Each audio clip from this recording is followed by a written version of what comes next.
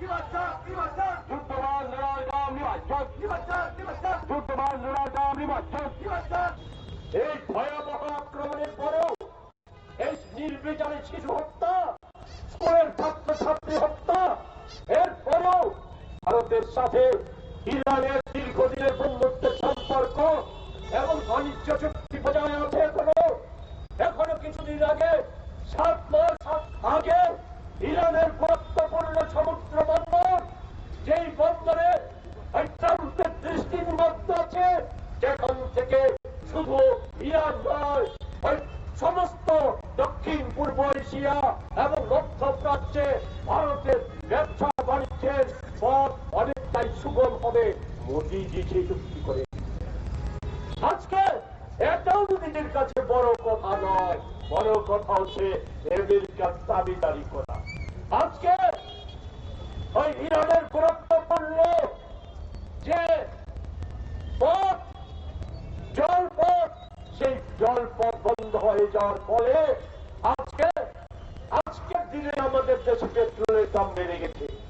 আর এই যদি বজায় থাকে নাগালের বাইরে চলে যাবে, সংকটগ্রস্ত হয়ে পড়ে যাবে আমাদের দেশের অর্থনীতি, মানুষের অবস্থা দুর্বিষহ হয়ে যাবে। সেই জায়গায় দাঁড়িয়ে এখন পর্যন্ত ভারত সরকারের হাস্য একেবারেই দুর্বল। অতীতে সরকার এমনকি অটল বিহারী বাজপেয়ীও এত দুর্বল ভাষ্য দেয়নি। আমি শ্রীমতী গান্ধী, পন্ডিত নেহরু, ওই রাজীব গান্ধী, আমাদের ডক্টর মনমোহন সিং, ওনাদের কথা বলতে চাই না। আমি তাদের তৈরি অটলজির ভাষ্য এতটা দুর্বল ছিল না। এর পেছনে দুটো কারণ আমরা জানি।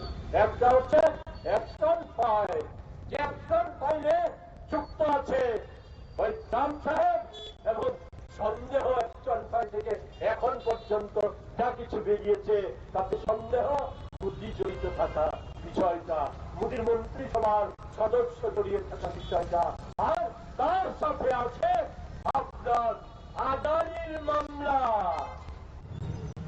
অত্যন্ত দুঃখের এবং পরিতাপের সঙ্গে জানাচ্ছি, আজ থেকে 5 মাস পূর্বে আগরতলা নগর জীবনের যে নরক যন্ত্রণা এবং গোটা রাজ্যের সরকারি দপ্তরগুলি সহ আমাদের নির্বাচিত তথাকথিত নির্বাচিত স্বশাসিত সংস্থা সমূহের যে লাগামহীন দুর্নীতি, পুর পরিষদের 16 কোটি টাকা ছিল, এগুলি জানেন আপনারা।